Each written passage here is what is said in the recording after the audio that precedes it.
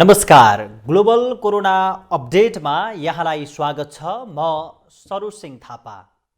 देशमा दोस्रो लहरको कोरोनाको संक्रमण बढेसँगै अब यसको अवस्था के होला भन्ने आशंका र डर चिन्ताहरू पैदा भइरहेका छन्। भारतमा कोरोनाको भयावहको स्थिति सृजना हुँदा पनि नेपालले यसको पूर्व तयारी किन गर्न सकेन? अहिले गरिएका निषेधाज्ञा पनि किन व्यवस्थित र वैज्ञानिक हुन सकिरहेका छैनन्? र 24 घण्टाको अन्तरालमै 33 जना व्यक्तिले ज्यान गुमाउनु नेपालको लागि कस्तो आँकडा हो? र नेपालले जुन बन्दाबन्दीको अवस्था छ अथवा अर्को शब्दमा भन्ने हो भने निषेधाज्ञालाई व्यवस्थित बनाउन नसक्नुको पछाडिका कारणहरू के हुन्?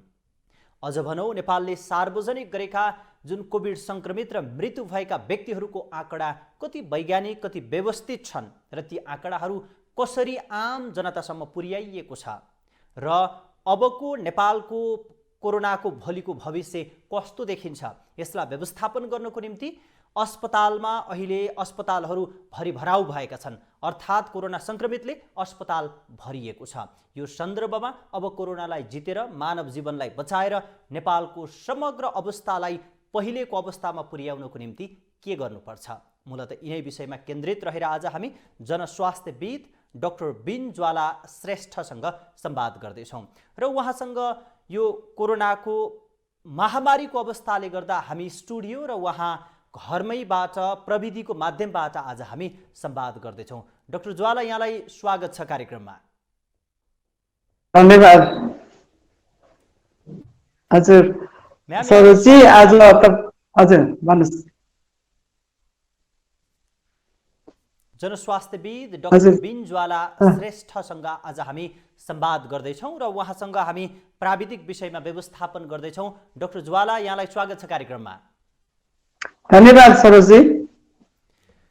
अब यताबाट सुरु गरौँ। पछिल्लो 24 घण्टामा नेपालमा 33 जना व्यक्तिले ज्यान गुमाइसक्नु भएको छ।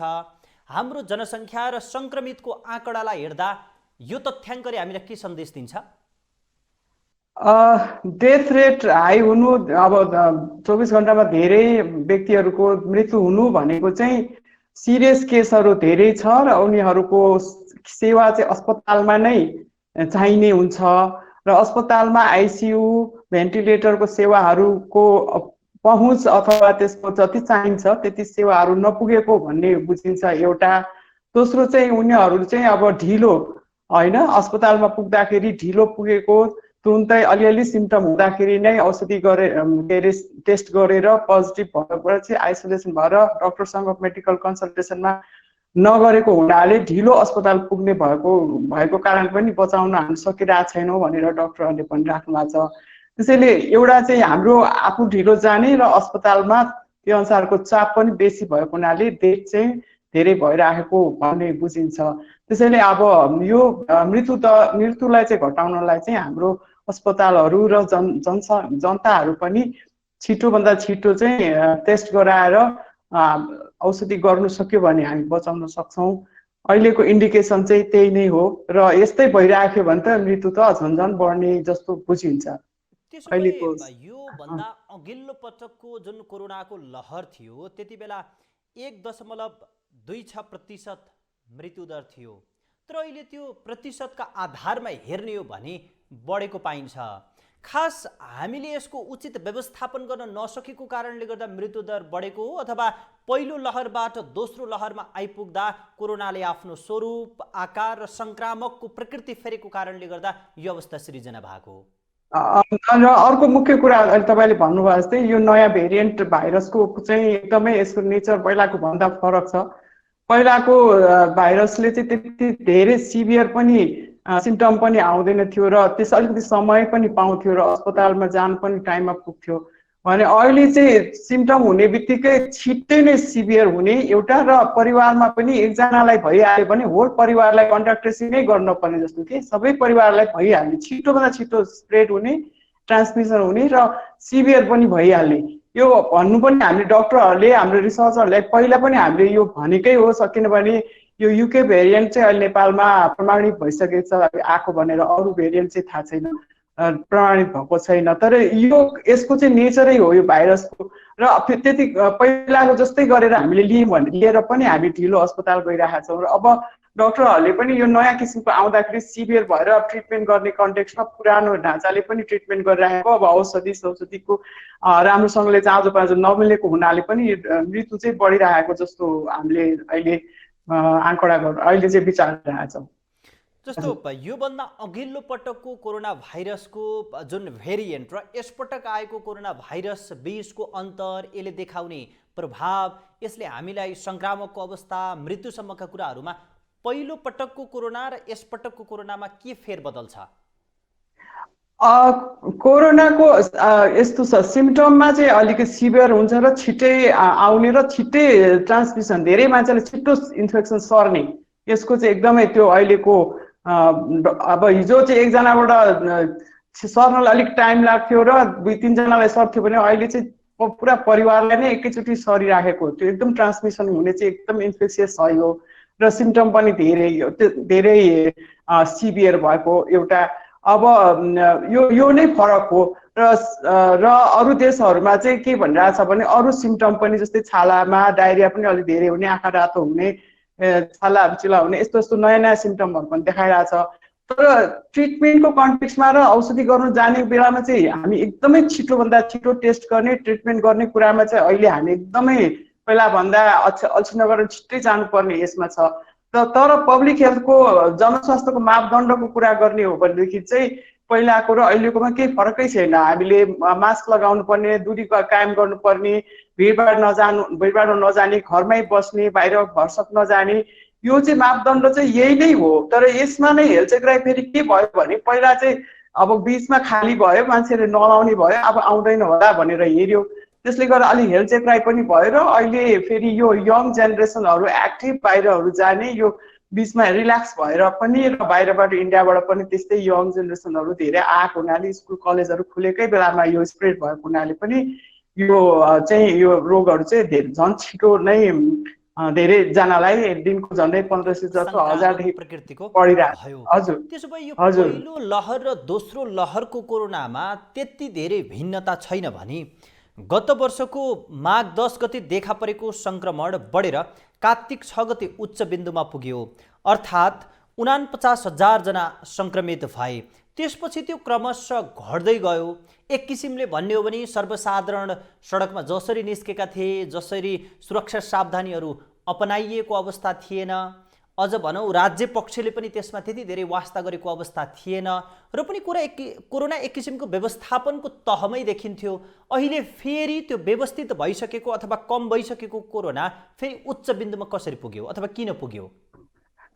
व्यवस्थापन यो चाहिँ विज्ञानले के भन्छ भने सबैको संसारभरिकै यसको तपाईँले कर्भहरू हेर्नुभयो भने आउँछ, बिस्तारै अगाडि बढ्छ, एउटा उच्च बिन्दुमा पर्छ, झर्छ, फेरि अगाडि अलिकति घटेर अलिकति समय लिन्छ, त्यसपछि फेरि बढ्छ। अब हामीले त्यही देखिराखेको हुनाले यो रिल्याक्सको टाइममा पनि हामीले धेरै मान्छेहरूलाई यो मास्क लगाउनुहोस्, अनि सरकारको मान्छेहरूलाई पनि, सरकारी टोलीहरूलाई पनि यो सेकेन्ड लहर आउँछ, डक्टरहरूले पनि सबै, अब तपाईँले मिडिया हेर्नुभयो भने लेखिराखेकै छ, अब अस्पतालहरू रेडी गर्नुपर्छ, सबै ठाउँमा चाहिँ नि हामी तयारी हुनुपर्छ भनेर। फेब्रुअरी 21 तारिकको मैले पनि पोस्ट गरेको थिएँ। महाराष्ट्रमा चाहिँ 1 हप्ताको ट्रेन्ड देखाएको छ। त्यहाँ मैले एक हप्ताको ट्रेनमा 3000बाट झन्डै 8500 चाहिँ 1 हप्ताभित्रमा त्यसरी बढेको कर्भ देखाइरहेछ। त्यो कर्भ हामीले सेयर गर्दाखेरि सरकारले त्यति बेला हेर्नुहोस्, त्यो फेब्रुअरीको कुरा गर्दैछु, मार्च 1 महिना हामीले समय पायौँ, अहिले अप्रिलमा छ, हामी त्यो पनि सक्न लाग्यो, मे लागिसक्यो होइन। यति समय पाउँदा पनि त्यो मार्चभरि त सरकारले यो त महाराष्ट्रमा भएपछि नेपालमा आउँछ भनेर तयारी गर्नु पर्दैन थियो त। अब त्यो भनिरहँदाखेरि पनि अब भर्खर अहिले हामी यतिवटा हस्पिटल, यतिवटा बेड, यो अब डक्टर नर्सहरू ट्रेनिङ रिक्रुट गर्ने न्युजहरू हामी अहिले पढिरहेछौँ। त्यो बेला हामीले सबै गर्नुपर्ने थियो। अब यति बेला मलाई यति भन्न अलिक के अप्ठ्यारो लागिरहेछ भने हाम्रो सरकार, स्वास्थ्य मन्त्रालयले नगरेको भनेको होइन, गरिराख्नु भएको छ। अब हेल्थ वर्करहरू त्यस्तो दुःख गरेर काम गरिराख्नु भएको छ। तर अब हामीले पनि हाम्रो ठाउँबाट अझै पनि सजग बनाउनु पर्ने कुराहरू छ।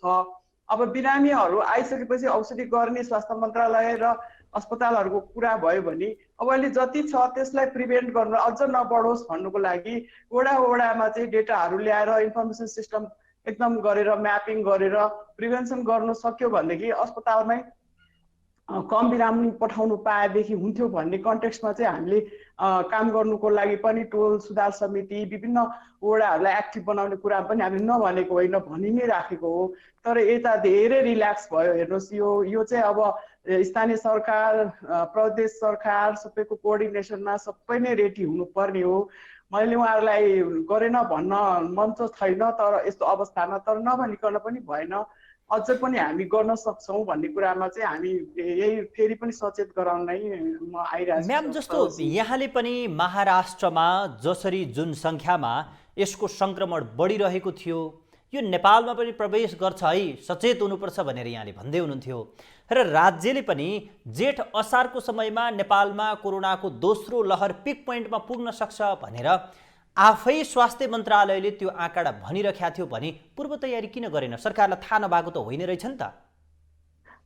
समस्या नै त्यही छ, सबै कुरा थाहा छ, के गर्ने भने बोर्डरमा के गर्ने, अस्पतालमा कस्तो तयारी चाहिन्छ, कन्ट्याक्ट ट्रेसिङ कस्तो बेलामा गर्ने, क्लस्टरिङ गरेर कसरी प्रिभेन्सन प्रमोसनको काम गर्ने, अस्पतालमा के तयारी चाहिन्छ, सबै कुरा थाहा छ। खालि सेकेन्ड भेरिएन्टको संक्रामकता र त्यो स्प्रेड हुने छिटो र त्यसलाई कसरी म्यानेज गर्ने क्लिनिकल सेटिङमा मात्रै अलिकति नयाँ कुरा हो। होइन भनेदेखि प्रिभेन्सनको कन्टेक्स्टमा चाहिँ सबैलाई सबै कुरा थाहा छ, तर गर्ने कुरामा चाहिँ सरकारले पैसा छैन भनेर हो कि गर्नुलाई गाह्रो हुन्छ भनेर हो कि अब गर्ने मान्छे नभएर हो कि यता ठुलो मेन स्ट्रिमिङ पोलिटिक्स अब पार्टीहरूको आफ्नो आफ्नै प्रायोरिटीहरू छ। हामीले दिनका दिन न्युजहरू भनिरहेछौँ, कहिले अविश्वासको प्रस्ताव भन्छ, कहिले धरहरा उद्घाटन भन्छ, कहिले के भन्छ। यो सबै देख्दाखेरि हामी चाहिँ मूक दर्शक जस्तो केही नजानेको मान्छे अब सरकारले जे भने त्यही गर्ने, अब जनस्वास्थ्य पढेको पनि काम लागेन भन्ने जस्तो गरेर बस्नु परेछ। सरुजी के गर्ने? जस्तो तपाईँहरू जस्तो अनुसन्धान गरिरहने व्यक्ति, तपाईँ आफै पनि यी र यस्ता खाले अनुसन्धानमा सक्रिय भूमिका निर्वाह गरिरहनु भएको छ, आँकडा निकालिरहनु भएको छ, प्रक्षेपण गरिरहनु भएको छ। सरकारलाई तपाईँहरूले अध्ययन गरेको यो सूचना अथवा यो ज्ञान बाँड्नुहुन्न भने कि सरकारले लिन्न? तपाईँ छक्क पर्नुहुन्छ होला। अहिले तपाईँले मन्त्रालयमा तपाईँ पनि आफै जानेर सोध्नुहोस्, साथीहरूलाई पनि सोध्नुहोस्, मेरो जति इमेल त्यहाँ पसेको जानु दिनका दिन मलाई नेचरको, टेलिग्राफको, ल्यान्डसेटको दिनका दिन एलर्ट आउँछ, के आइरहेछ, कसरी केस बढिरहेछ, इन्डियामा के भइरहेछ, संसारमा के भइरहेछ, नयाँ के आयो, भ्याक्सिनको बारेमा के छ भनेर। र साथसाथै यो हामीले एस्ट्राजेनिका भ्याक्सिनको चाहिँ सरकारले फर्स्ट लगाउँदाखेरि 1 महिनामा दोस्रो लाउनु पर्छ भन्दाखेरि होइन, यो दोस्रो लाउनलाई 2 देखि 3 महिनाको पछि लाए पनि हुन्छ भन्ने नै हामीले नै वेबिनार गरेर सबैलाई इम्पोर्टेन्ट कुराहरू हामीले इमेल मार्फत सेयर गरिरहेछौँ र इमेलबाट हेर्दैन भनेर हामीले फोन पनि गरिरहेछौँ। दिपेन्द्र रमनसँग त मैले डाइरेक्टली आफै कुरा पनि गरेको छु यो भ्याक्सिनको बारेमा। जागेश्वर डाक्टर साहबलाई पनि यो प्रिभेन्सनको बारेमा यस्तो छ भनेर हामीले इमेल पठाइरहेछौँ। तर हामी कुनै पनि मन्त्रालयको कुनै पनि कमिटीमा हाम्रो अलायन्स, हाम्रो जनस्वास्थ्य सङ्घ, हाम्रो IOM को फ्याकल्टीहरू हामीलाई विज्ञ भनेर चिठी पनि दिएको छ, तर मन्त्रालयले हामीलाई कुनै पनि मिटिङमा पनि राखेको छैन। तर नराखे पनि हामीले त्यहाँ पनि भनिरहेछौँ र तपाईँ मिडियाकर्मीहरूलाई पनि बेला बेला फोन गरेर हामी यसमा कुरा गर्नुहोस्, यसमा कुरा गर्नुहोस् भनिरहेछौँ। झन्डै हप्ताको महिनाको 2-3टा इन्टरभ्यू मैले काठमाडौँ पोस्टलाई अर्जुनजीलाई सोधेको बेलामा भनिरहेको छु। हेर्नुहोस्, भन्ने कुरामा चाहिँ मैले आफूले जाने कुराहरू भनि नै रहेको छु। जतिसुकै साथीहरूले तिमी कति बोल्छौ भन्दाखेरि पनि मेरो धर्म मैले जानेको, मैले बुद्धबाट यही सिकेको छु, आफूले जानेको कुरा अरूलाई भन्नलाई कन्जुस नगर्नु। अब गर्ने नगर्ने उहाँहरूको कुरा हो, आफूले जाने कुरा चाहिँ तपाईँहरूको तहबाट त भनिरहनु भएको रहेछ, खोपको कुरा पनि यहाँले उठाइहाल्नुभयो। जस्तो खोप लगाउँदा अस्तव्यस्त भयो, कोरोनाको सङ्क्रमण बढ्ने सम्भावना भयो भनेर खोप रोक गरेर राखेको छ अथवा रोकिएको छ अहिले वितरण गर्न। तर कोरोनाबाट बच्नुको निम्ति अहिलेसम्म विकास भएको खोप नै सबैभन्दा प्रभावकारी भनेर हामी भनिरहेका छौँ। खोप व्यवस्थापन गरेर बसेर यो चल्छ? खोप त अब हेर्नुहोस् यस्तो छ, खोप त अब अलिक समयमा हामीले लाएन भने त्यो खोप डेट एक्सपायर भएर पनि जान्छ, काम हुँदैन।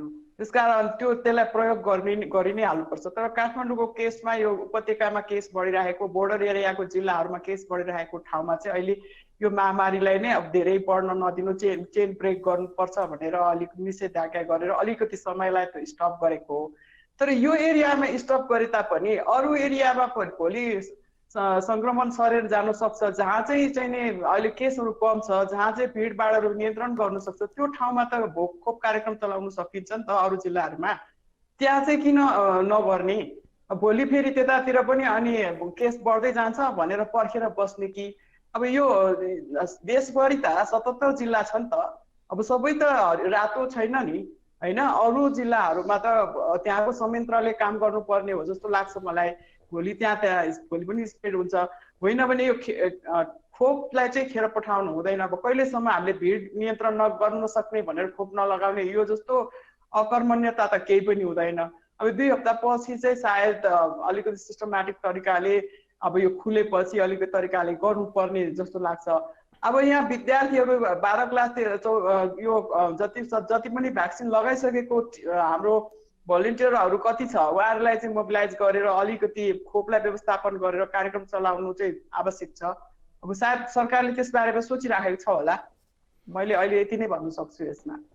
अब योभन्दा अघिल्लो पटकको कोरोनाको सङ्क्रमणको लहरमा पनि माघबाट सुरु भएर कार्तिकमा यसको उच्च बिन्दुमा पुगेको थियो। यो दोस्रो लहर अहिले एउटा सङ्क्रमणको भयावहको परिस्थितिमा पुगेको छ। यो पटकको लहरको पिक पोइन्ट र फल डाउन कहिलेबाट हुनसक्छ, त्यो विषयमा केही अध्ययन अनुसन्धान गर्न भ्याउनु भएको छ? मैले चाहिँ डाइरेक्टली गरेको छु, तर मलाई हाम्रै एकजना ग्रेजुएट अर्चनाले भर्खरै अस्ति कान्तिपुरमा गभर्मेन्टबाटै प्रक्षेपण गरिराखेको, उहाँले 4 हप्तादेखि 6 हप्तामा चाहिँ, उहाँ इपिडेमोलोजिस्ट नै हो, उहाँले क्यालकुलेट गरेर 4 हप्तादेखि 6 हप्ताभित्र चाहिँ यो पिकमा पुग्छ र हरेक 4 दिन 5 दिनमा डबल भइरहेछ। यो क्यालकुलेसन उहाँले सुनाइराख्नु भएको थियो र मैले त्यसलाई नै रिफरेन्स लिएँ। तर अब त्यो पनि यो उहाँले यो अहिले सरकारले प्रकाशित गरेको डेटाको बेसमा नै हो। तर सरकारले प्रकाशित गरेको डेटाहरूलाई हेर्दाखेरि चाहिँ मलाई अझै पनि डेटामा फ्ल छ, डेटामा मिसम्याच छ जस्तो लाग्छ। किनभने हिजो मैले रातो पार्टीमा पब्लिस गरेको रहेछ काठमाडौँको डेटाहरू, वार्ड वाइज चाहिँ डेटाहरू चाहिँ जस्तो 9 नम्बर वार्डमा चाहिँ पिसिआर टोटल 83 गरे अरे, अनि कोभिड केस चाहिँ कति भन्दा 170 पोजिटिभ आयो अरे। भनेको त्यो के हो? त्यो अब त्यो डेटा पनि हुनसक्छ र धेरै त पिसिआर हुन्छ, त्यसभित्र पोजिटिभ आउने हो, हामीले क्यालकुलेट गर्ने हो। अब त्यस्तो डेटाहरू पब्लिस भइरहेछ। अब यता त्यस्तै 1 नम्बर वार्डमा 16 जना पिसिआर गरेको 16 जना पोजिटिभ भनेर देखाइरहेछ।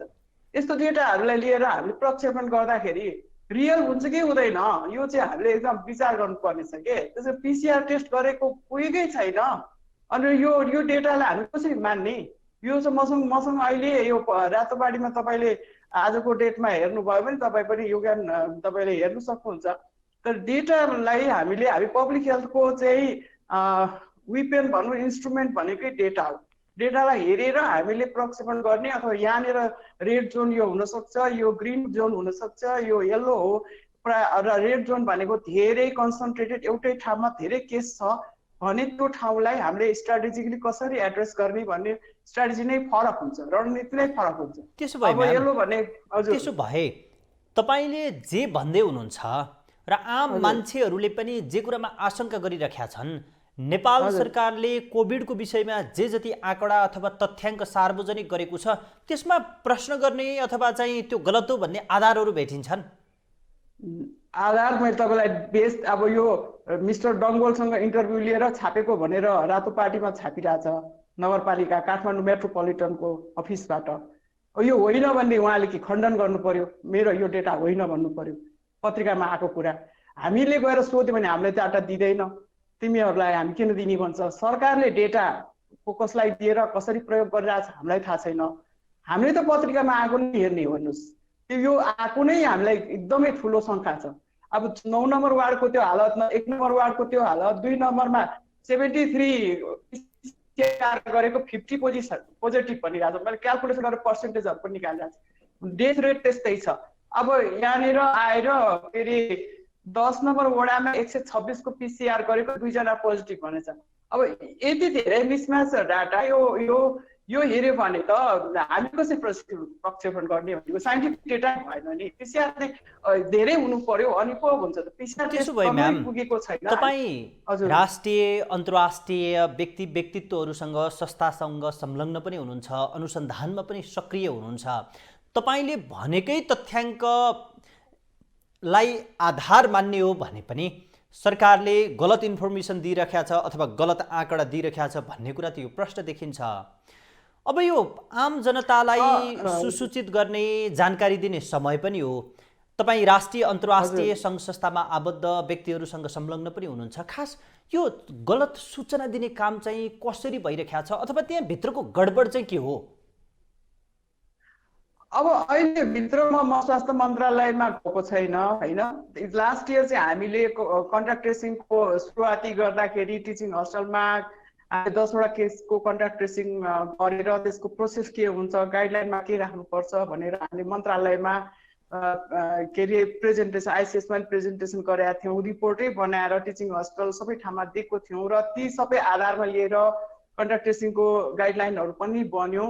र अब हामीलाई कमिटीमा राख्नु, हामीलाई कुरा गर्नु भन्दाखेरि हाम्रो मिटिङमा हामीले के भन्यो, कन्ट्याक्ट ट्रेसिङ हाम्रो ग्रुपले हामी पनि गर्छौँ भनेर हामीले भन्दाखेरि डेटा त चाहियो नि हामीलाई होइन। जस्तो कन्ट्याक्ट ट्रेसिङहरू चाहिँ यो केस कहाँ छ, कसो छ, उसको डिटेल भयो भने उसको कन्ट्याक्टमा को छ भनेर हामीले फेरि कन्ट्याक्टको डिटेल ल्याएपछि हामीले ट्रेस गर्ने र अगाडि जाने नि त। त्यो डेटा हामीलाई दिनुहोस् भन्दाखेरि यो डेटा त WHO सरकारको कन्ट्रोलमा हुन्छ भने। अनि त्यसपछि 7 वटा प्रदेशमा कसरी भइरहेको छ, 7 वटा प्रदेशमा पासपोर्ट दिन्छ, प्रदेशमा उनीहरूले गर्छ र EDCD र WHO ले म्यानेज गर्छ, कन्ट्रोल गर्छ डेटा भनिसकेपछि डेटा हामीलाई चाहिँ अब इन्स्टिट्युसनहरूलाई पनि दिएर काम गर्नुपर्छ भनेर हामीले ठुलो आवाज उठाएको। अब हामी गभर्मेन्टको युनिभर्सिटीमा काम गर्नेहरूलाई त सरकारले विश्वास गर्दैन। उहाँहरूले भन्नुहुन्छ हामीलाई चाहिएको बेलामा यो गरिदेऊ, त्यो गरिदेऊ, कन्ट्याक्ट ट्रेसिङ गरिदेऊ भनेर चिठी दिनुभयो, काम गऱ्यौँ, प्रेजेन्टेसन गऱ्यौँ। तब अब हामी काम गर्छौँ भन्नेमा डेटा दिनुलाई उहाँहरूले कन्जुस गर्ने भएपछि हामीले के गर्ने भन्नुहोस् न। डेटा इन्स्ट्रुमेन्ट नै नभएपछि हामीले कसरी हामी सहयोग गर्न सक्छौँ? पब्लिक हेल्थ एक्सपर्टलाई त डेटै चाहियो नि। एउटा डक्टरलाई बिरामीले आफ्नो हिस्टोरी मलाई यो भएको छ उ छ भनेर राम्रोसँगले भन्यो भने त्यो डक्टरले राम्रोसँग डायग्नोसिस गरेर ट्रिटमेन्ट गर्न सक्छ। त्यस्तै त हो नि। आँकडा नै छैन भने त जनस्वास्थ्यविदले जुन हाम्रो आगामी यसको कोरोनाको लहर कस्तो हुन्छ र प्रभाव कस्तो हुन्छ भन्ने कुरा त पत्ता लगाउन सक्ने कुरा नै भएन।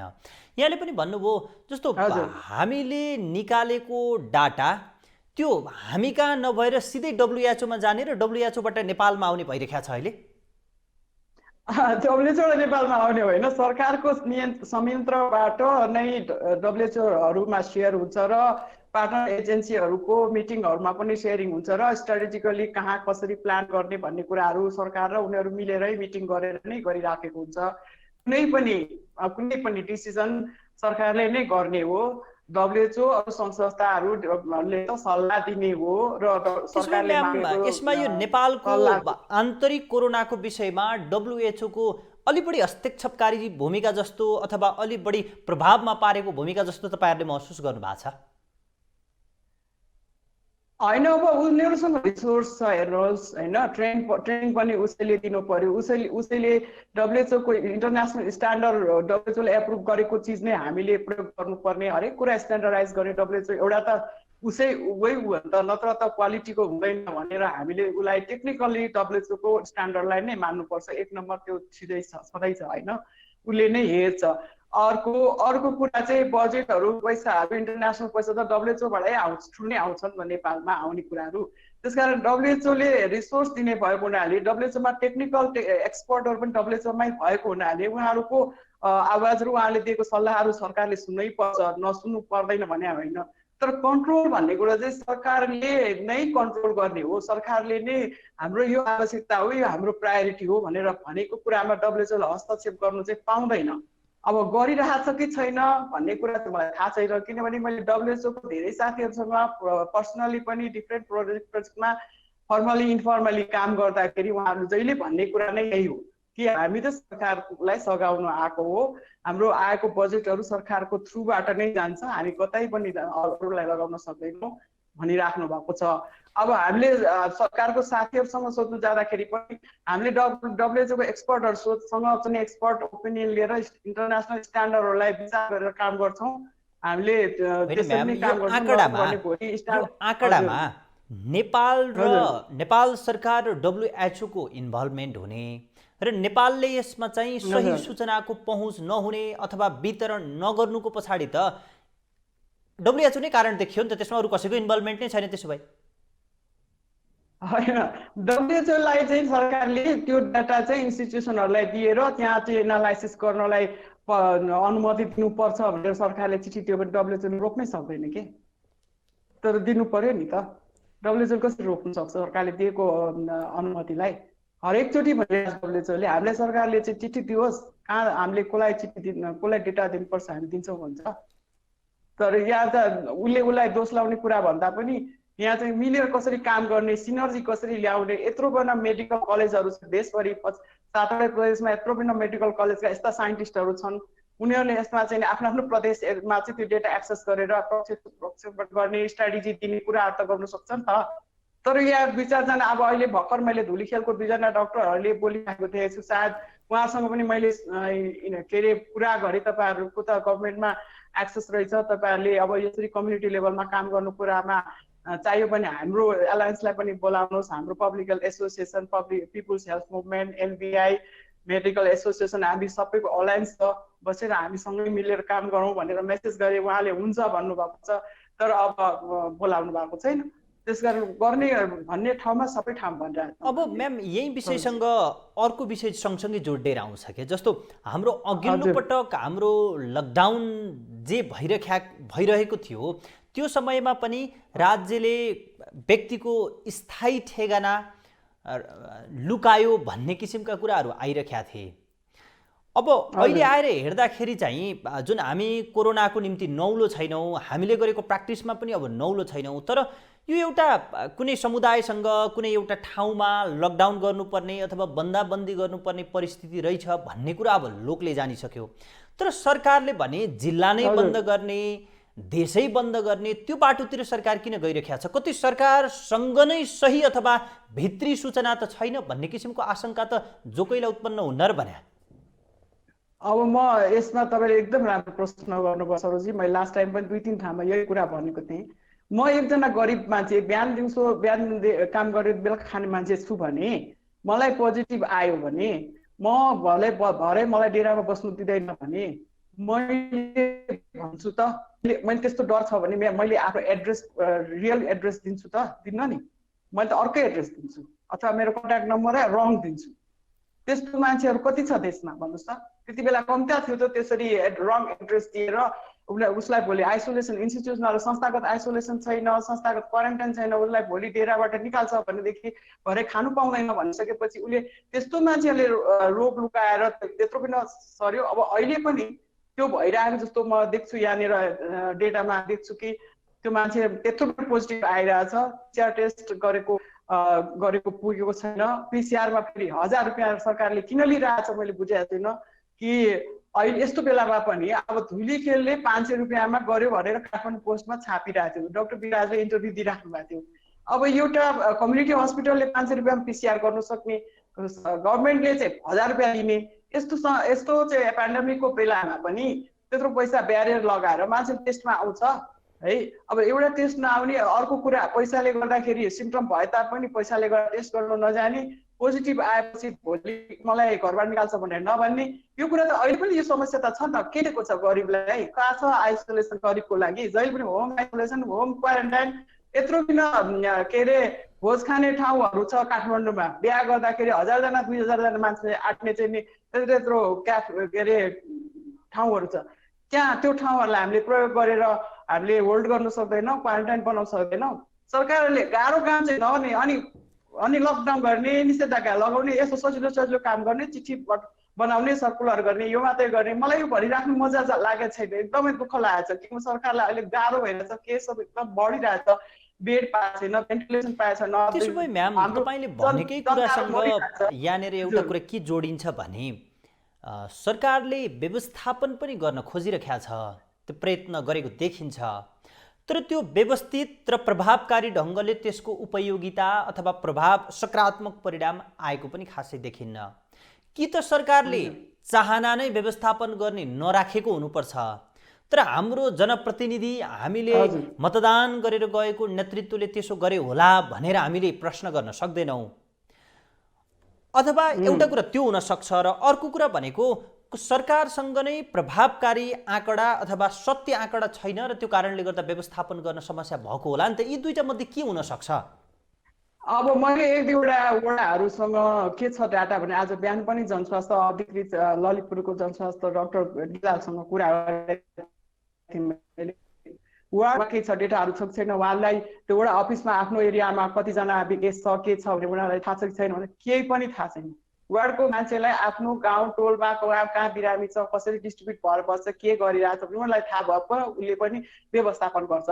र थाहा पहिलाको परिस्थितिमा ललितपुरमा चाहिँ भागवत ग्रुप बनाएर हामीले सबै वडा अध्यक्षलाई डेटा दिइरहेको छौँ भनेर हामी ललितपुर मेट्रोपोलिटनले भनेको थियो। अहिले के भइरहेछ त भनेर त्यहाँ मैले फोन गर्दा त्यहाँ मेरो फोन उठेन। त्यसकारण अहिले के भइरहेछ मलाई थाहा छैन। ललितपुरको कन्टेक्स्टमा अरू जिल्ला अरू वडाहरूमा देशभरिमा के भइरहेछ भन्ने कुराहरू मैले रिसर्च गरेको छुइनँ। तपाईँहरूलाई नै म रिक्वेस्ट गर्छु, तपाईँहरूले इन्टरभ्यू गर्नुहोस्, वडा अध्यक्षहरूसँग कुरा गर्नुहोस्, पालिकाको मेयरहरूसँग कुरा गर्नुहोस् के भइरहेछ भनेर। यो चाहिँ तपाईँहरूले टेलिभिजनबाट सबै ठाउँबाट लाइभै गरेर त्यहाँ के समस्या छ, किन उहाँहरूले चाहिँ नि आफ्नो वडामा टोल सुधार समिति हरेक भलिन्टियरहरू गरेर त्यहाँ चाहिँ आफू कुन जोनमा छु, रेडमा एकदम कन्सन्ट्रेटेड रेडमा हो कि येल्लोमा हो कि ग्रिनमा हो, म कहाँ छु भन्ने कुरा त थाहा पाउनु पर्यो नि त। मेरो भोट मागेर त्यहीको टोलको मान्छेले भोट दिएर जितेको वडा अध्यक्ष हो नि त। मैले सरकार भने त अहिले स्वास्थ्य मन्त्रालयलाई मात्रै भने होइन कि, सरकार भने त इभन त सरकार हो नि त होइन। सबैले आफ्नो आफ्नो क्षेत्रबाट त काम गर्नु पर्यो नि। कन्ट्याक्ट ट्रेसिङको कुरा अलिकति कम कन्ट्याक्ट ट्रेसिङ गरेर जाने, तर एकदम रेड जोन एरियामा कन्ट्याक्ट ट्रेसिङको कामै छैन। त्यहाँ त क्लस्टर गरेर त्यहाँ त केस म्यानेजमेन्टको कुराहरू, इमर्जेन्सी सर्भिसको कुराहरू हामीले प्लान गर्नुपर्छ, खानेकुराहरू व्यवस्थापन गर्नुपर्ने हुन्छ, राहत दिनुपर्ने हुन्छ। त्यो स्ट्राटेजी नै फरक हुन्छ के। अब यो कहाँ के गर्नुपर्छ सबै थाहा छ, हेर्नुहोस् कसरी गर्नुपर्छ पनि थाहा छ। नगरेको देख्दाखेरि चाहिँ आफूलाई मलाई पनि यो न्यू भेरिएन्ट छ, मलाई आउँछ, म रोग लाग्छ, म बिरामी हुन्छु भनेर डराएर बसेको हो कि पैसा नगरेको हो कि। अब मेरो चाहिँ प्रश्न त्यही छ। तपाईँहरूलाई पनि मेरो रिक्वेस्ट छ, तपाईँहरूले वडामा चाहिँ अब यसरी नै अनलाइन इन्टरभ्यू गरेर जनतालाई सूचित गर्ने र डेटाहरू ल्याएर म्याप गरेर आफ्नो वडालाई चाहिँ तयारी गर्नुपर्छ भन्ने लाग्छ मलाई।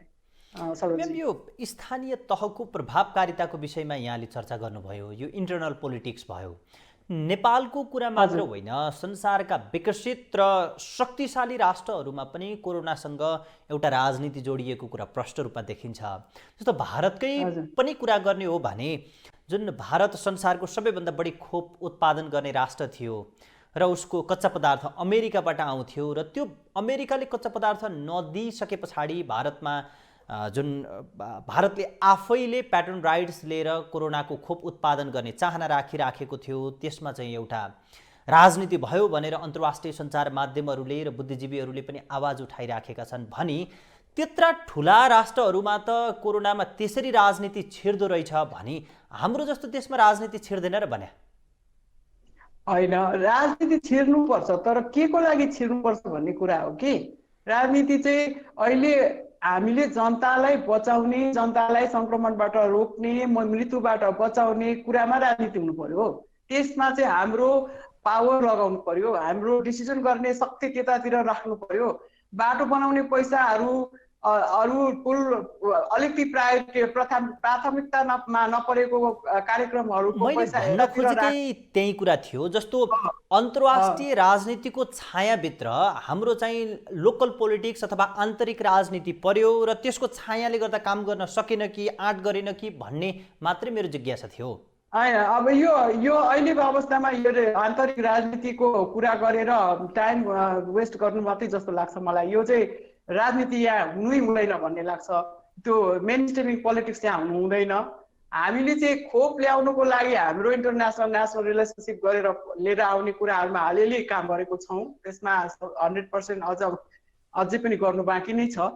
तर अब यो कार्यक्रममा चाहिँ हामीले पोलिटिकल डिसिजन कमिटमेन्ट गरेर रिसोर्सहरू चाहिँ यतातिर राखेर पैसा छैन भनेर मान्छेहरूलाई चाहिँ यता बचाउने कुराहरूमा सङ्क्रमण फैलिनु दर कम गर्नु कुराहरूमा कम्प्रोमाइज गर्नु हुँदैन र यसमा चाहिँ अब सबै अब विभिन्न पार्टीको साथीहरू के अरे मेन स्ट्रिम पोलिटिक्सको पनि एक ठाउँमा आउनु पर्यो, जनताहरू सबै ठाउँमा मिलेर चाहिँ हामीले काम गर्नुपर्छ। यति बेला पोलिटिक्स गर्नु हुँदैन नै भन्ने हाम्रो चाहना हो। तर पनि काम गर्दाखेरि चाहिँ अहिले मैले पत्रिकामा के पढ्दैछु सत्य हो कि होइन मलाई थाहा छैन, तर एकचोटि स्काउटहरूलाई चाहिँ स्काउट नेटवर्कलाई चाहिँ अब टोल टोलमा खटाउने, उहाँहरूलाई चाहिँ हेल्थ प्रमोसन प्रिभेन्सनको अवेरनेसको प्रोग्राम गराउनु लाग्ने भनेर न्युज आएको थियो। त्यसपछि दोस्रो न्युजमा के आयो भने स्काउटमा त अब पार्टीको कार्यकर्ताहरू धमाधम भर्ना गर्न लागेको छ भनेर पनि न्युज आयो। अब यस्तो बेलामा पनि मान्छेहरूले चाहिँ नि पोलिटिक्स नै गर्छ भने त हामीले त योभन्दा विडम्बना अर्को के हुन सक्छ? सरोजजी, मैले त कार्यक्रमको अत्यन्त अन्त्यमा पनि छु र छोटो उत्तरको प्रश्नको म अपेक्षा राखेँ। अब अन्त्यमा नेपाललाई अब अहिलेको परिस्थितिबाट सामान्य अवस्थामा जानको निम्ति चाहिँ कसले के गर्नुपर्छ छोटकरीमा भन्दा? अहिले मैले छोटकरीमा भन्दाखेरि प्रिभेन्सन, प्रिभेन्सन र ट्रिटमेन्ट र मृत्यु घटाउने कुराहरूलाई नै हामीले विचार गर्ने। प्रायोरिटी त हामीले मृत्युलाई घटाउने नै कुरा हो। त्यो भनेको अस्पताल सेवाहरू नै अझै बढाउनु पर्ने, ventilator, ICU, doctor, nurse training, यो कुरा नै प्रायोरिटी हो। स्वास्थ्य मन्त्रालयले विभिन्न अस्पतालहरू बढाउनु पर्ने, आइसोलेसन सेन्टरहरू बढाउनु पर्ने कुरा नै फर्स्ट हो।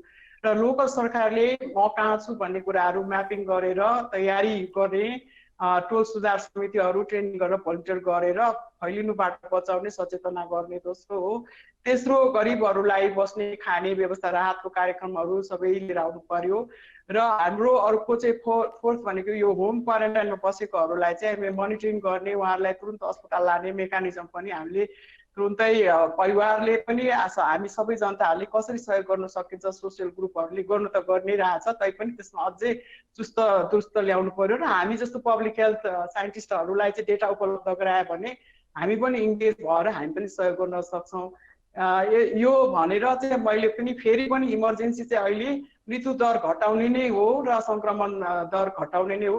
पिसिआर चाहिँ बढाउनु पर्यो र फ्री गर्नु पर्यो। यो अहिले चाहिँ यो फ्री पिसिआर टेस्ट फ्री गर्ने र एन्टिजेन गरेर स्क्रिनिङ गर्ने र आवश्यकलाई पिसिआर गर्ने मा जान्छ सरकार भने पनि त्यो फ्री टेस्ट हुनुपर्छ। यो चाहिँ मेरो एकदमै रिक्वेस्ट हो। तपाईँहरूले पनि यसको लागि जोरदार आवाज उठाइदिनुपर्छ। हस्, महत्त्वपूर्ण समय र विचार दिनुभयो। पुनः अर्का कार्यक्रममा हामी अथवा अर्का श्रृङ्खलामा हामी जोडिने नै छौँ। अहिलेको निम्ति म यहाँलाई हार्दिक आभार व्यक्त गरेँ। हजुर, डाटालाई चाहिँ एकदमै चुस्त दुरुस्त पार्नु पर्यो, इन्फर्मेसन सिस्टम राम्रो गर्नु पर्यो, द्याट इज भेरी इम्पोर्टेन्ट है। हस्, महत्त्वपूर्ण जानकारीका लागि आभार व्यक्त गर्छौँ। उहाँ हुनुहुन्थ्यो जनस्वास्थ्यविद डाक्टर बिन्ज्वाला श्रेष्ठ। उहाँसँग कोरोना व्यवस्थापन कसरी सम्भव छ र सरकारले सार्वजनिक गरेका कोरोनाका आँकडाहरू कति सत्य छन् र त्यसमा प्रश्न उठाउने ठाउँहरू कति छन् र विज्ञले के भन्छन्, मूलतः यिनै विषयमा केन्द्रित रहेर संवाद गर्यौँ। नयाँ पात्र र विषयका साथ पुनः उपस्थित हुनेछौँ। नमस्कार।